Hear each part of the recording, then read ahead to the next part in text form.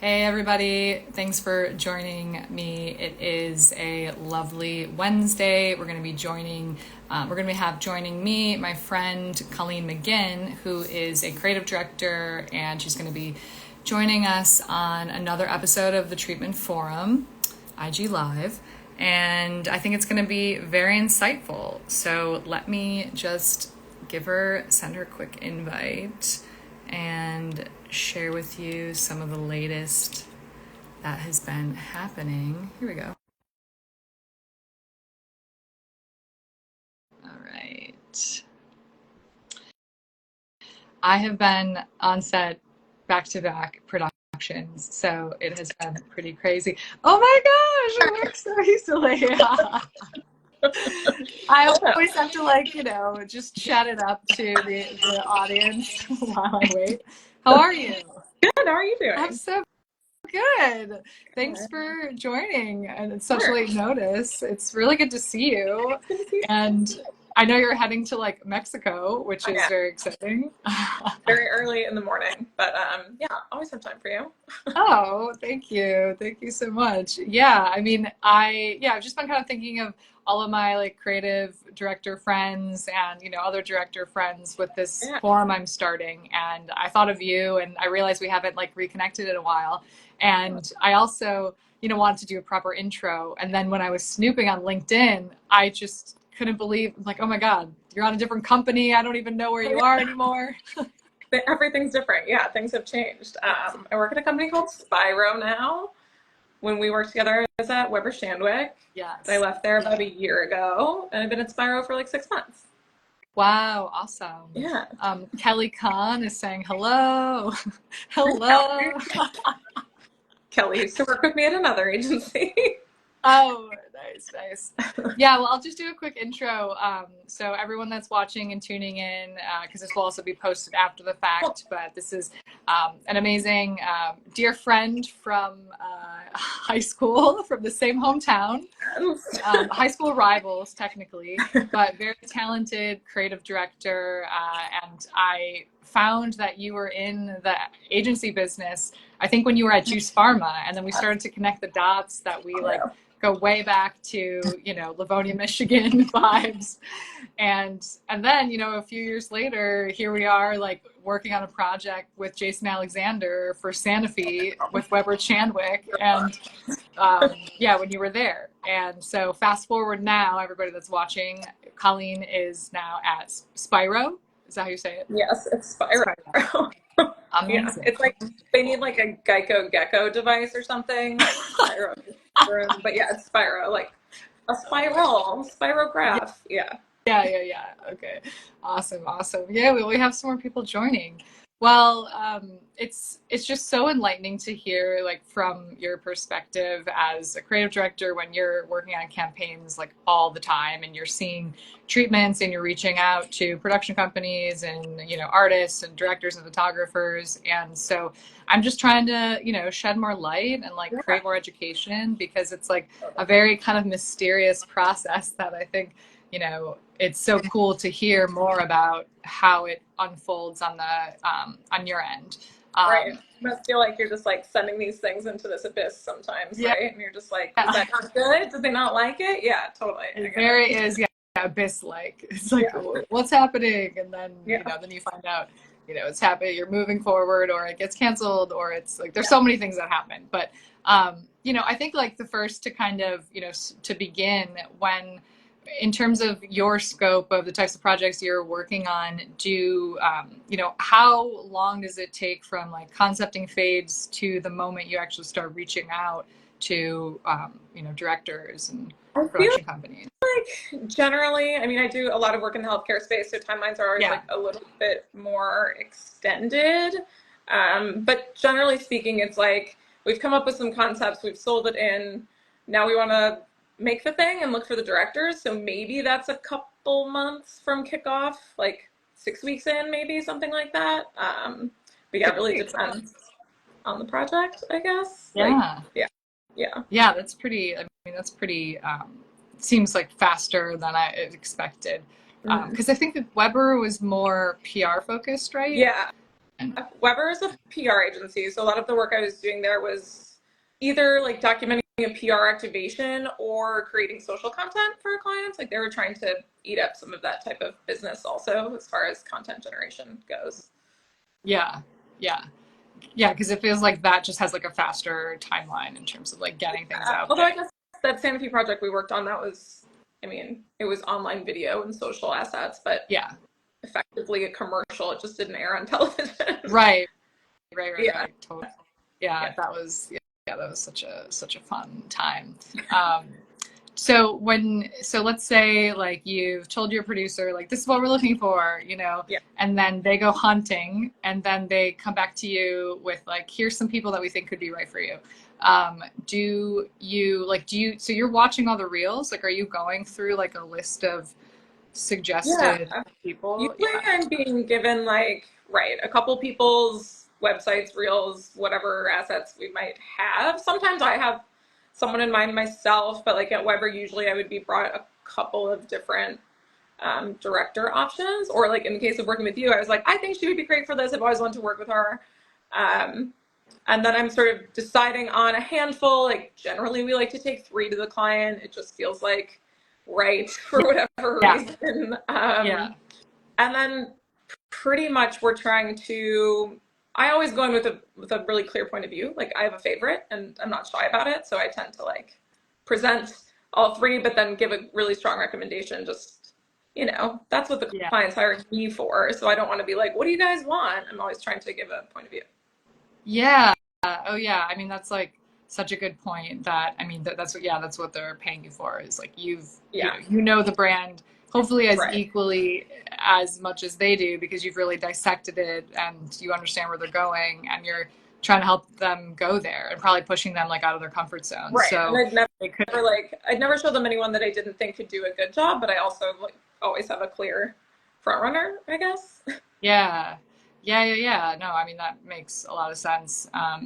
And when you're like going through reels, I mean, how do you sort of discern, like, you know, it's always hard when you're trying to bridge the imagination if the thing is not on the reel.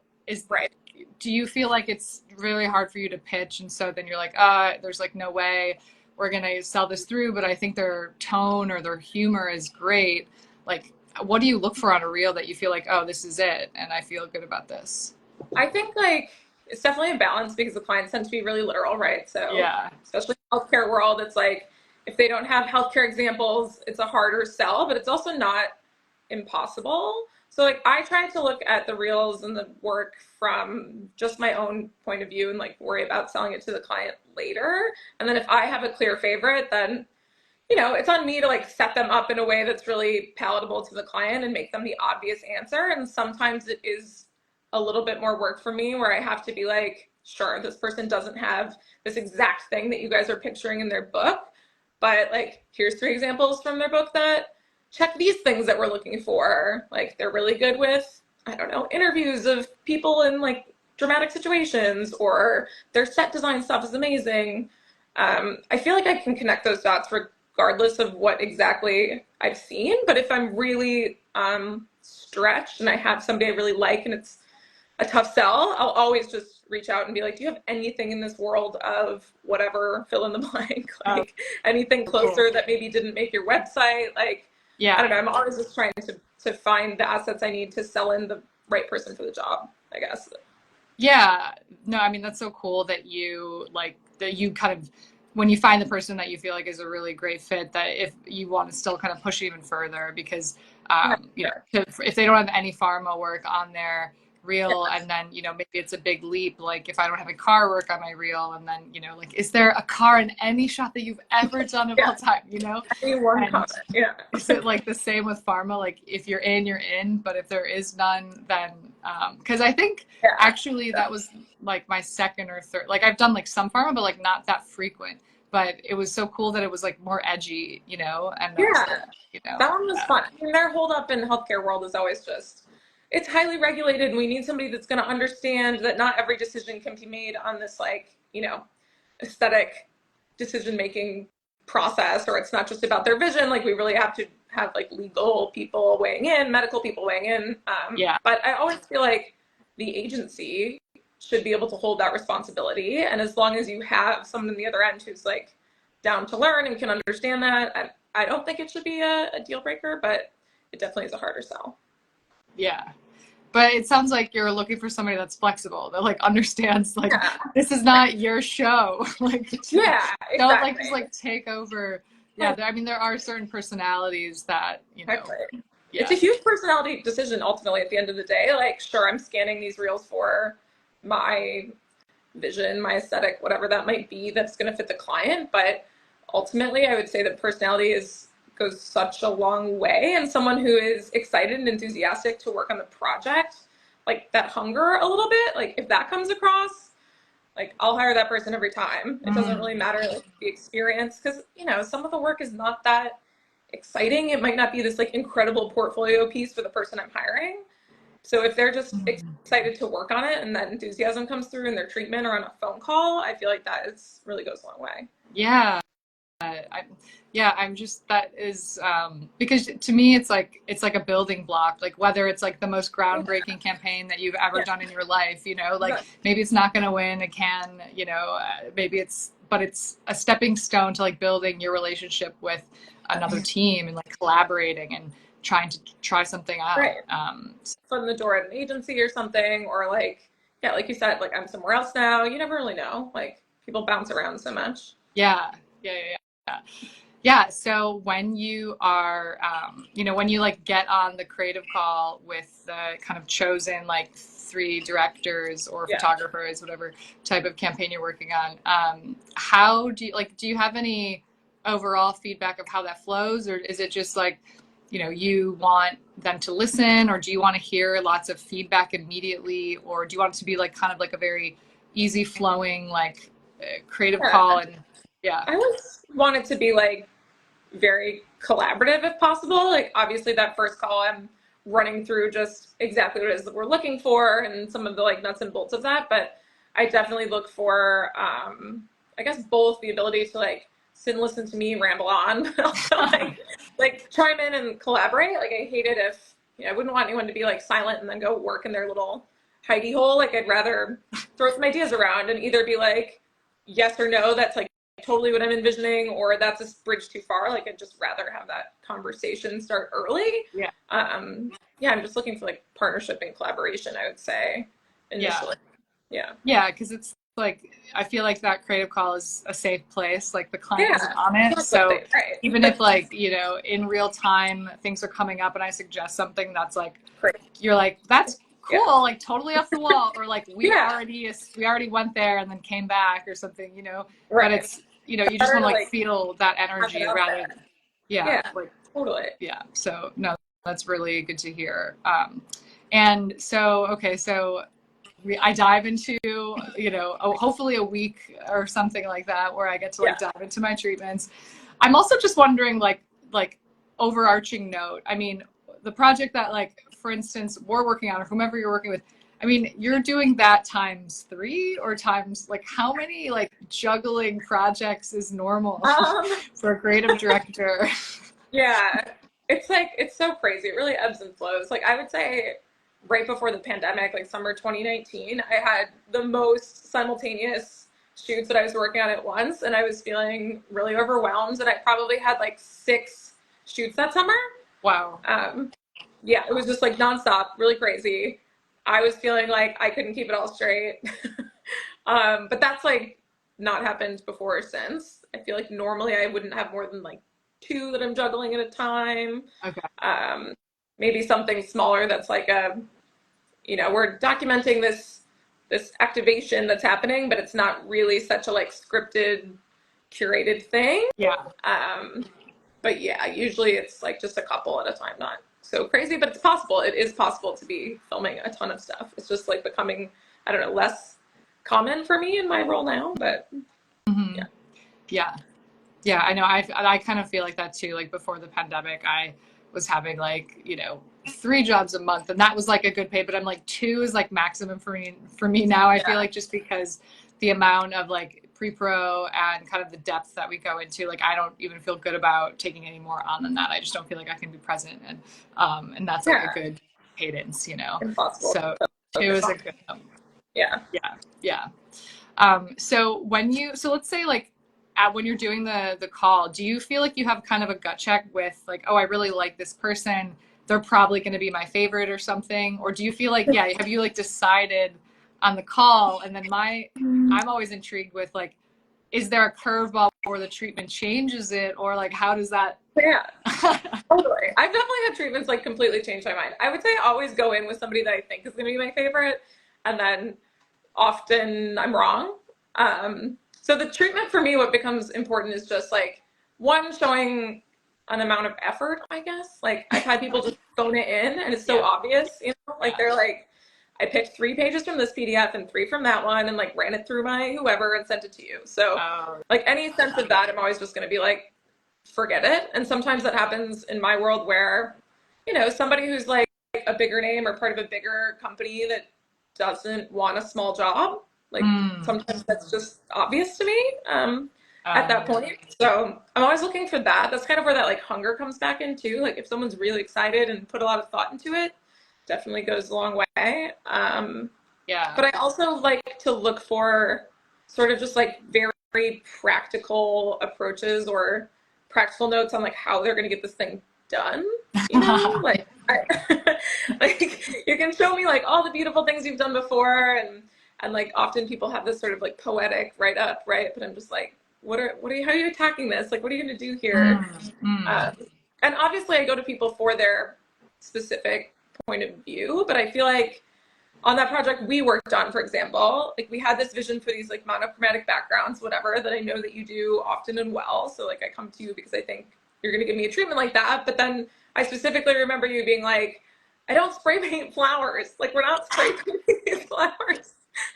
I drew the line. No. Okay. I think like for everybody's good. And I was like, we're moving away from that slowly. Right. But like, I appreciated that. And it definitely did take the like set design and the overall visual to a slightly different and better place that like I wouldn't have thought of. So, I love the gradient. I think that was like a really beautiful. Yeah, love a good gradient. Never gets old. No, I think that well, it's really like so many thoughts was popping in my head. Well, first of all, when you said I often change my mind. Do you mean like you do like more than half the time you're like, oh, actually, I think I'm gonna present like this person as my favorite, like the treatment. If it's somebody, well, first of all, there's often people that I've worked with before that are like thrown in the mix because it's like we know they'll do this well and we've worked with them before and they always hit our numbers or whatever, so like that is what it is. But if it's truly like 3 directors I've never heard of, never worked with before, I think more than half the time I change my mind when we talk about their treatment. Nice. And it sounds like I remember, I mean, you're such a like brilliant creative, but you do like have a really good handle on like the strategy. I feel like you are very grounded in a way. And I just always kind of felt like that. You're like, well, how are we actually, I think maybe it's like the Detroiter in us, like but let's get real. Like, what is it really? You know, like, and ignore the fluff. So I think it's sounding like your preference, I mean, or maybe everyone's, like in terms of treatments, are they like too lofty? Is it like, let's more focus on the approach? And yes, we know the casting will be diverse and like all these things, but like you kind of want more like nuts and bolts conversations. For me, I do. And I think you're right. It's just maybe like partly my personality or like what I'm interested in heading into the shoot. And like ultimately what I'm not interested in is, you know, like running behind or like getting overtime or whatever. And like some of that stuff I'm just like, we'll work all of that out. So I like a little bit more just like practicality, a little bit less poetry, I joke. Like I am obviously an art director, creative director, not a writer. But also I would say I like skim the treatments when they send them over and I really just like want to talk about it. So like the call is way more important to me. And just like general notes on the approach as far as like, like kinds, not locations necessarily, but like types of places I'm looking for or ways that I treat the environments, or I think that styling is super, super important on this one or whatever. I don't know. And do you feel like, because I feel like the poetic sort of like overarching stuff is kind of like what I'm bringing, right? Like I'm like, this is our campaign and this is our vision. Like I don't need that necessarily parroted back to me. I need somebody who's like, this is how I'm going to translate that and make you this thing. Yeah, no, I love that. That's such good advice. I feel like, because I'm always wondering, like, who am I talking to? I'm always wondering if this is like being projected on a meeting and like the client. So if I'm like, if the client's reading it, I can't just be like, bullet point this. But then I feel like maybe it's better to just be so much more like granular and just like, because if you're never really like, if the client's not like going to read it, it's kind of annoying. It's like, oh my God, like you don't get to the point. Sort of depends though on if, is the client going to read it? I guess I generally do grab a few pages from the treatments when I go to present to the clients. But I usually am like putting them in my own deck with my own notes. Oh, cool. And being like, I don't know, you know, like this is Christina, this is 2 pages from her treatment, like in a little like thumbnails almost. And I'm like voicing over why you're my favorite. Or if anything, I give like 2 slides to the 2 people that I'm like runners up and then 4 to the person that I really like the best. But in my experience, the clients are always just like, we don't know, we trust you. Like this is 2 in the week for us. Like whoever you guys think is going to do a good job, go for it. Cool. I've never really had anyone get like too pushbacky or specific on anything. So.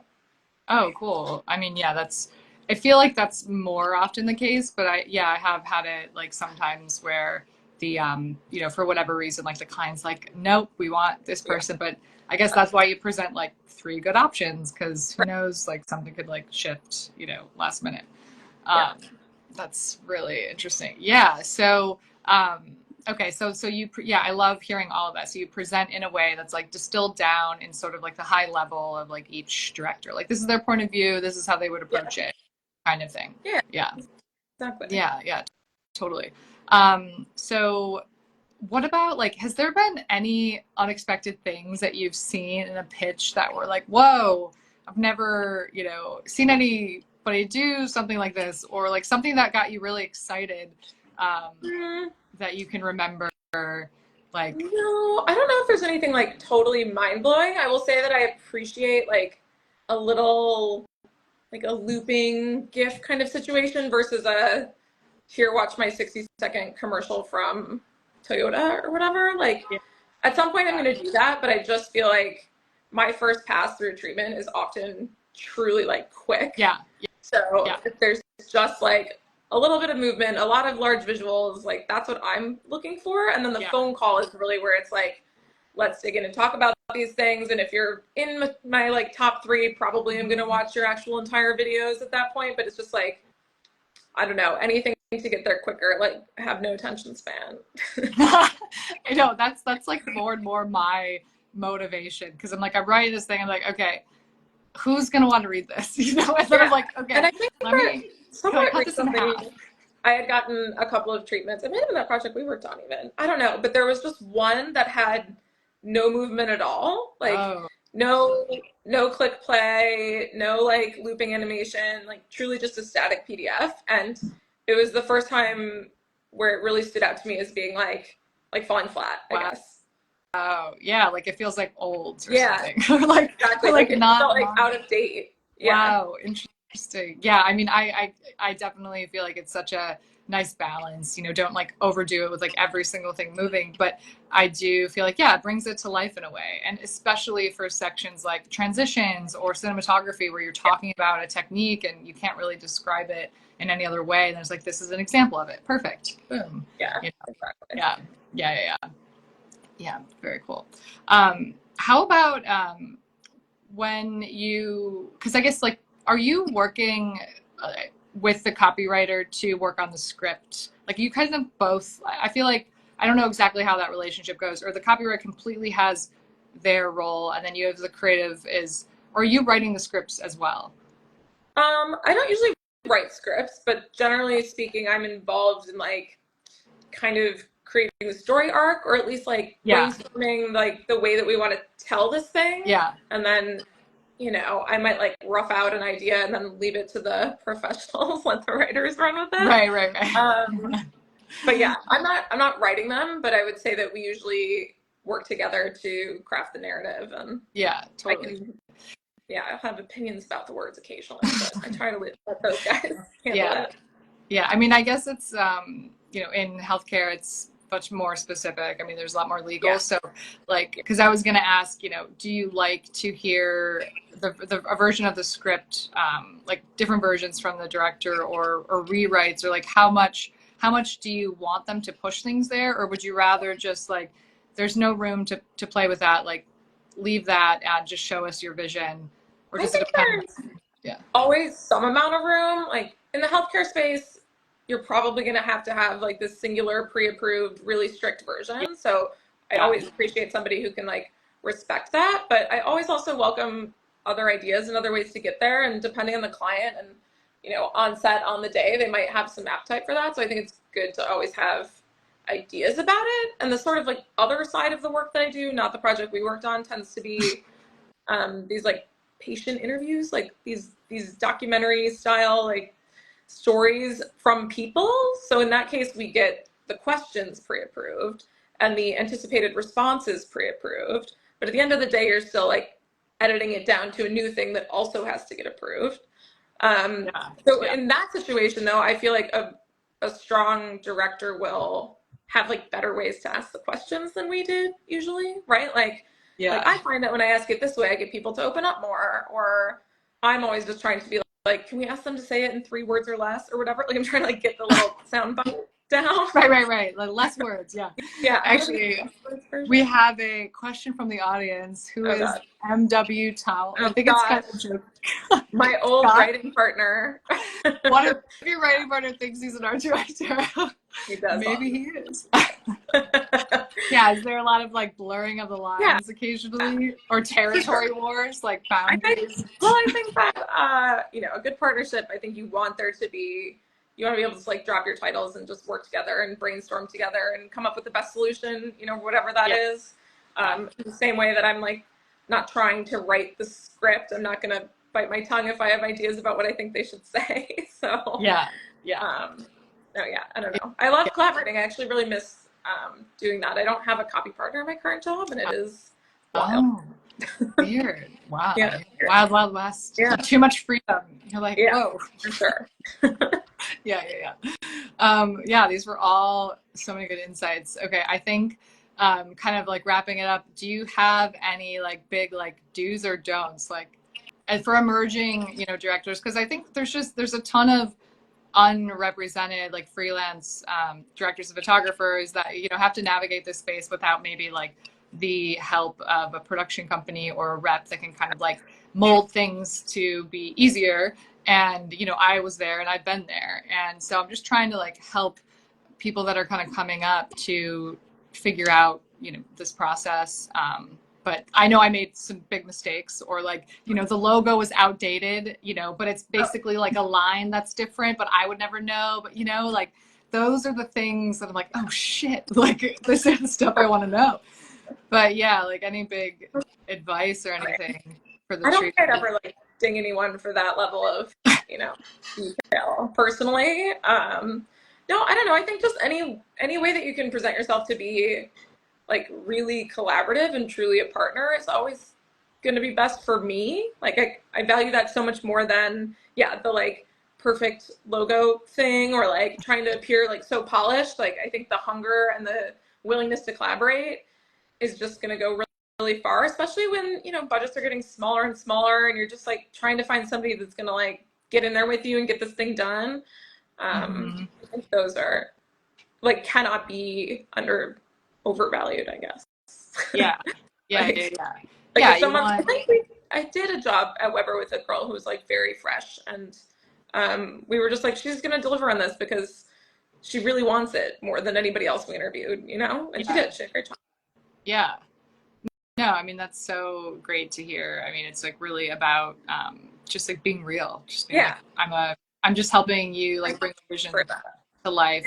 You know, and I'm not taking ownership of any of, I think that like is always really interesting, where like some, you know, depending on like how you get so excited about an idea, and you know, so I get so involved, but they're your babies. So I think like that's like a perspective that a lot of directors and photographers like starting out may miss, is that like, oh, I'm gonna make this like, no, we're like the midwife of like the campaign. You know what I mean? Yeah. Like we're like birthing it and helping you like get it into the real world out of the head of, so I think that's like a really important just to acknowledge and to just be real, be a normal person, you know. For like this kind of like digital social content stuff, you know, it's like, maybe I guess if my client was, you know, Apple and we're making a TV spot or something, they might expect this like level of experience and polish. But ultimately, I think that if the creative director at the agency was like doing their job right, they could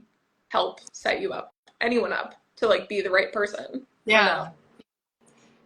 And what was like a recent, like one of your most favorite kind of recent projects that you can remember? I love the project that we did together. Honestly, that was really fun.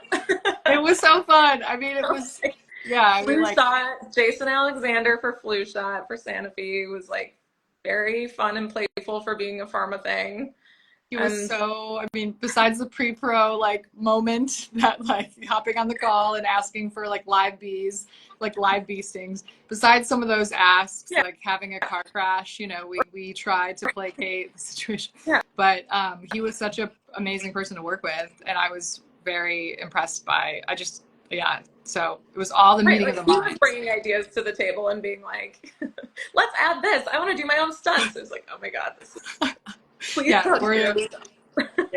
SAG would be mad at us right now. But no, like that was just a really good example of like, I don't know, it felt like we were in lockstep the whole time, which was so nice. And I mean, helps when the talent is also enthusiastic about the project. Very helpful. Yeah, well, we have to have a proper catch up. If you're in LA anytime soon, you know, I know you're heading to Mexico, so please enjoy your trip. And I'm assuming you're, you know, just enjoying laying on the beach and like. That's exactly it. Yeah, it's just birthday trip. Yes. Oh, happy birthday! Amazing. All right.